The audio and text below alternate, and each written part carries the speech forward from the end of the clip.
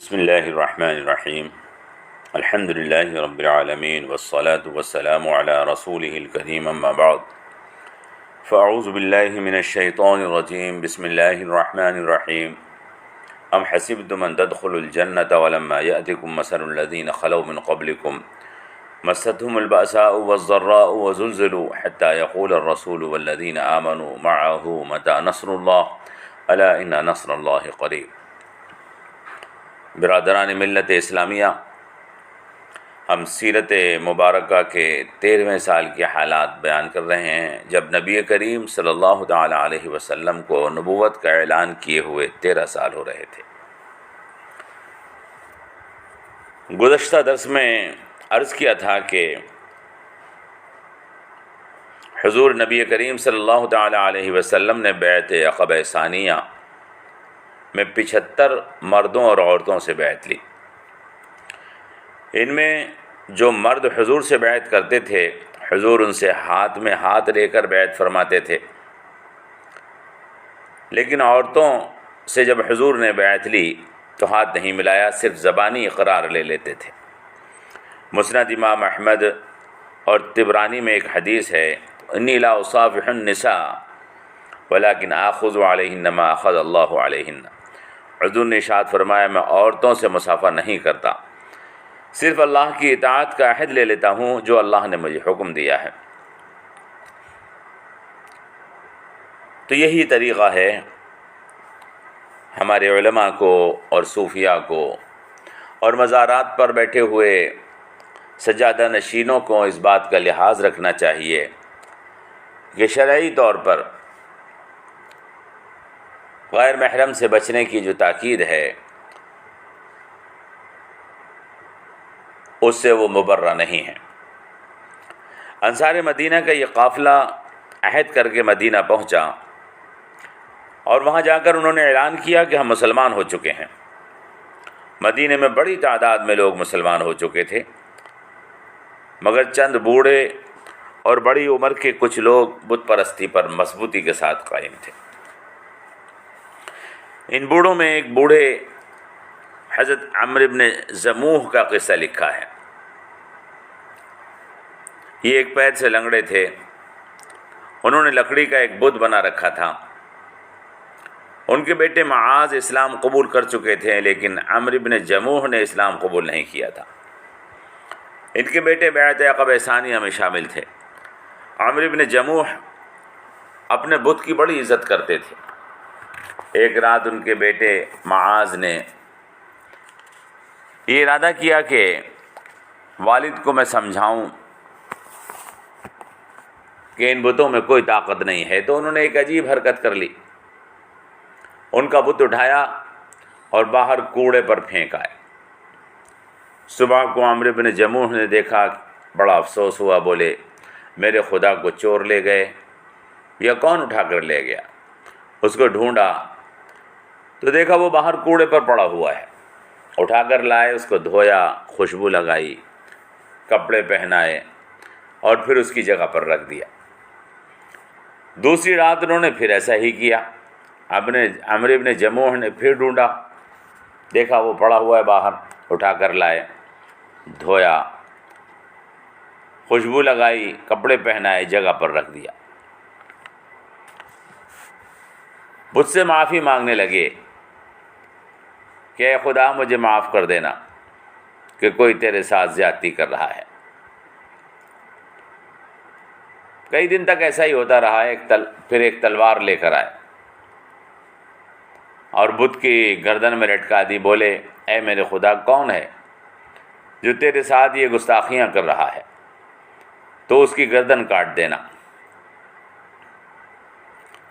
رات ہوئی، معاذ چپکے سے اٹھے، پھر وہی حرکت کر دی اور بت کو ایک گڈھے میں ڈال دیا۔ صبح کو عمرو بن جموح نے جب دیکھا کہ آج بھی بت کے ساتھ وہی معاملہ ہوا ہے، بہت غصہ آیا۔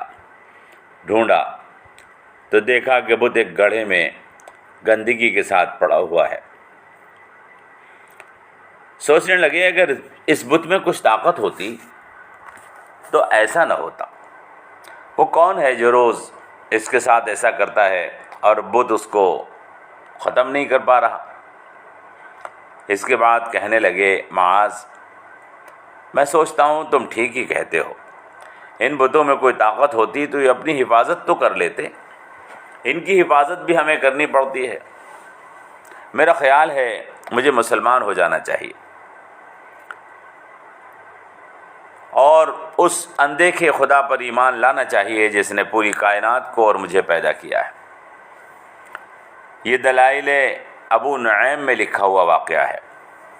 وہاں کچھ عربی کے اشعار اور بھی لکھے ہیں جن کے بارے میں کہا جاتا ہے کہ وہ اس موقع پر عمرو بن جموح نے کہے تھے۔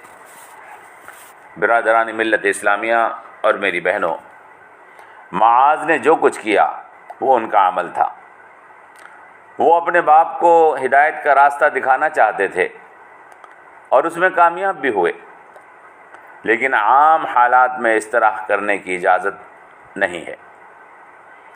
حالانکہ حضور نے خانہ کعبہ سے بت نکال کر پھینکے ہیں، حضرت ابراہیم نے بت خانے میں پہنچ کر بتوں کو توڑا ہے، اور بھی کئی رسولوں کے واقعات ہیں کہ بت پرستی کو ختم کرنے کے لیے اور بتوں کی کمزوری لوگوں کو دکھانے کے لیے انہوں نے اس طرح سے کام کیے ہیں، لیکن جن کے رتبے ہیں سوا ان کے سوا مشکل ہے، وہ بڑے لوگوں کی بات ہے۔ موجودہ حالات میں عام مسلمانوں کو اس کی اجازت نہیں دی جا سکتی کہ وہ ایسا کریں، کیونکہ کافروں کو اپنے عقیدے کے مطابق پوجا کرنے کی اسلام اجازت دیتا ہے۔ جب تک وہ اسلام قبول نہ کریں، اپنے طریقے کے مطابق وہ عبادت کر سکتے ہیں۔ لکم دینکم ولی دین، اللہ نے قرآن کریم میں یہ کافروں سے کہا ہے، تمہارا دین تمہارے لیے اور ہمارا دین ہمارے لیے۔ برادران ملت اسلامیہ، مکہ مکرمہ میں 13 سال مشرکوں نے حضور پر اور مسلمانوں پر بے پناہ ظلم ڈھائے تھے۔ کمزوروں کی موب لنچنگ کی تھی، غریبوں کو مارا تھا، ستایا تھا، عورتوں پر ظلم کیے تھے، کئی لوگوں کو شہید کیا تھا اور دین کی دعوت مشکل بنا دی تھی۔ اللہ کی طرف لوگوں کو بلانا اور اللہ کی عبادت کرنا ناممکن بنا دیا گیا تھا، اور ایسا ہوتا ہے جب کافر اور مشرکوں کے پاس دلیل کی طاقت ختم ہو جاتی ہے اور وہ ثابت نہیں کر پاتے کہ وہ جس دین پر ہیں وہ سچ ہے، اور ان کو اور ان کے سرداروں کو ایسا لگنے لگتا ہے کہ اب عوام کو زیادہ دن تک بہکایا نہیں جا سکتا۔ لوگ جھوٹے خداؤں سے بیزار ہوتے ہیں، انہیں ایک سچے خدا کی تلاش ہونے لگتی ہے، تو پھر ان کے سرداروں کو لگنے لگتا ہے کہ ان کا مذہب خطرے میں ہے، اور وہ مسلمانوں پر ظلم کرنے پر تل جاتے ہیں۔ لیکن وہ محاورہ ہے نا کہ سیانی بلی کھمبا نوچے، ان کی ان حرکتوں سے اسلام کا نقصان نہیں ہو پاتا ہے، بلکہ اگر دیکھیں تو اسلام کو فائدہ پہنچتا ہے۔ جب کافر اور مشرک طاقت کے نشے میں چور مسلمانوں پر ظلم کرتے ہیں اور مسلمان اس پر صبر کرتے ہیں، پیار و محبت کا مظاہرہ کرتے ہیں، اور اینٹ کا جواب پھول سے دیتے ہیں، گالی کا جواب محبت سے دیتے ہیں، تو عام لوگوں کے دلوں میں یہ بات پیدا ہو جاتی ہے کہ مسلمانوں کے ساتھ یہ جو ہو رہا ہے یہ سب غلط ہے، یہ ظلم ہے، یہ نہیں ہونا چاہیے۔ وہ سوچتے ہیں کہ ان مسلمانوں کو کس جرم کی سزا دی جا رہی ہے۔ میرے عزیز بھائیوں اور بہنوں، یاد رکھیں، کافروں میں سب ظالم نہیں ہوتے، بلکہ بہت لوگ ایسے ہوتے ہیں جنہیں سچ کی تلاش ہوتی ہے۔ وہ غلط کو غلط کہتے ہیں اور غلط کو غلط کہنے کی ہمت رکھتے ہیں، صحیح بات اگر ان کو مل جائے تو اس کو قبول کر لیتے ہیں۔ مکہ مکرمہ میں 13 سال یہی ہوتا رہا۔ مشرکین مکہ ظلم کرتے تھے، مسلمان اور حضور برداشت کر رہے تھے، صبر کر رہے تھے، نفرت کا جواب محبت سے دے رہے تھے۔ تب عام لوگوں کے دلوں میں یہ بات پیدا ہوئی کہ دیکھیں تو مسلمان کسے کہتے ہیں؟ ان میں اتنی ہمت کہاں سے آ گئی ہے جو ہر ظلم برداشت کر رہے ہیں مگر اللہ کو نہیں چھوڑ رہے ہیں؟ وہ کیسی جنت ہے جس کی طلب میں یہ مرنا گوارا کر لیتے ہیں؟ یہ محمد صلی اللہ علیہ وسلم کے اندر کیا بات ہے کہ جو ان کے ساتھ ہو جاتا ہے اس کا ساتھ نہیں چھوڑتا ہے؟ جب یہ بات لوگوں کے دلوں میں پیدا ہو گئی اور لوگ سوچنے لگے تب اسلام بہت تیزی کے ساتھ پھیلا، اور اسلام کو اس کا پہلا گھر مدینہ اللہ نے دے دیا۔ اللہ فرماتا ہے حسبتم ان تدخلوا الجنة ولما يأتكم مثل الذين خلوا من قبلكم مستهم البأساء والضراء وزلزلوا حتى يقول الرسول والذين آمنوا معه متى نصر الله الا ان نصر الله قریب۔ کیا تم سمجھتے ہو کہ جنت میں ایسے ہی داخل ہو جاؤ گے اور تمہارے اوپر ویسے حالات نہیں آئیں گے جیسے تم سے پہلوں پر آئے ہیں؟ ان کو تکالیف نے اور نقصانات نے پکڑ لیا تھا اور وہ جھنجھوڑ ڈالے گئے تھے، حتیٰ کہ رسول اور ان کے ساتھی ایمان والے کہنے لگے اللہ کی مدد کب آئے گی؟ سنو اللہ کی مدد قریب ہے۔ دوسری جگہ سورہ یوسف کے اندر بھی اس بات کو بیان فرمایا گیا۔ حضرت یوسف کے قصے میں حتیٰ اذا استيأس الرسل وظنوا انهم قد كذبوا جاءهم نصرنا، یعنی جب حالات اتنے پریشان کن ہو گئے کہ انبیاء مایوس ہونے لگے اور ان کے ساتھ ایمان والے یہ گمان کرنے لگے کہ ہم سے مدد کے وعدے کر کے جھوٹ بولا گیا تھا، تب اللہ فرماتا ہے ہماری مدد آ گئی اور ہم نے اپنے بندوں میں سے جس کو چاہا نجات دے دی۔ برادران ملت اسلامیہ، اس طرح جب حضور نبی کریم صلی اللہ تعالی علیہ وسلم اور صحابہ کے ساتھ ہوا کہ کافروں کی طرف سے مصائب اور مشکلات کے پہاڑ مسلمانوں پر توڑ دیے گئے اور مایوسی اور نا امیدی کا مسلمانوں کو احساس ہونے لگا اور ایسا محسوس ہوا کہ سارے اسباب ختم ہو گئے ہیں اور اب مسلمان ناکامی کے سوا ان کو کچھ ملنے والا نہیں ہے، تب اللہ کی مدد آئی اور وہ اس طرح کہ مدینے کا قافلہ آیا اور اس نے اسلام قبول کر لیا۔ 75 مرد و عورت، 75 صحابہ مدینہ پہنچے۔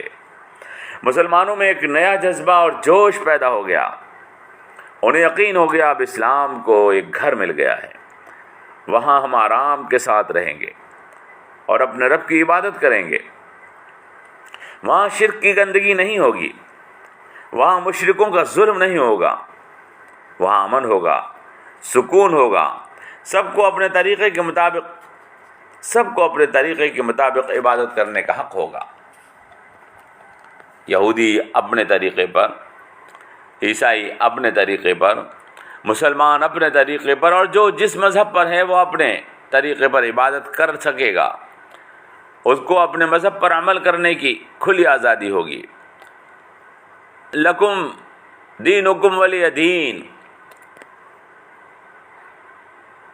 یہ وہاں کا ضابطہ ہوگا، کوئی لڑائی نہیں ہوگی، کوئی جھگڑا نہیں ہوگا، کوئی کسی پر ظلم نہیں کرے گا۔ اب مدینہ دار الاسلام اور دار الایمان بنے گا۔ دار الاسلام کا مطلب ہے ایسا گھر جس میں سب سلامتی کے ساتھ رہ سکیں، کوئی کسی پر ظلم نہ کرے، کوئی کسی کا حق نہ مارے، اور دار الایمان کا مطلب ہے امن اور ایمان کے ساتھ رہیں، ہر طرف امن ہو، ہر طرف شانتی ہو، کوئی کسی کا حق نہ مارے۔ میرے عزیزو، مسلمانوں کو اس بیعت سے بے پناہ خوشی ہوئی، بے پناہ حوصلہ ملا۔ آخر میں ایک حدیث سنا کر آپ کو میں اپنی بات کو مکمل کرتا ہوں۔ حضور نبی کریم صلی اللہ تعالی علیہ وسلم نے ارشاد فرمایا، جس نے جھوٹ چھوڑ دیا، جبکہ جھوٹ بیکار اور لغو چیز ہے، اس سے کوئی فائدہ نہیں، تو جس نے جھوٹ چھوڑ دیا تو اس کے لیے جنت کے کنارے ایک گھر بنا دیا جائے گا، اور جس نے لڑائی اور جھگڑے کو چھوڑ دیا حالانکہ وہ اپنے حق پر تھا، حق پر ہونے کے باوجود اس نے لڑائی اور جھگڑے کو چھوڑ دیا، اس کے لیے جنت کے بیچ میں ایک محل تعمیر کیا جائے گا۔ اور فرمایا جس نے اچھے اخلاق کو اختیار کر لیا، اس کے لیے جنت کی بلندیوں پر ایک محل تعمیر کیا جائے گا۔ یہ حدیث ترمذی میں اور شرح السنہ میں حضرت انس سے مروی ہے۔ اللہ سے دعا کریں اللہ تبارک و تعالی ہمیں اچھے اخلاق کے ساتھ رہنے اور جھوٹ اور دھوکے اور جھوٹے خداؤں سے بچنے کی توفیق عطا فرمائے، اور اللہ ہمیں ایسا بنائے کہ حق پر ہونے کے باوجود ہم لڑائی سے بچیں اور محفوظ رہیں۔ اللہ ہمیں اس کی توفیق عطا فرمائے۔ والسلام علیکم ورحمۃ اللہ وبرکاتہ۔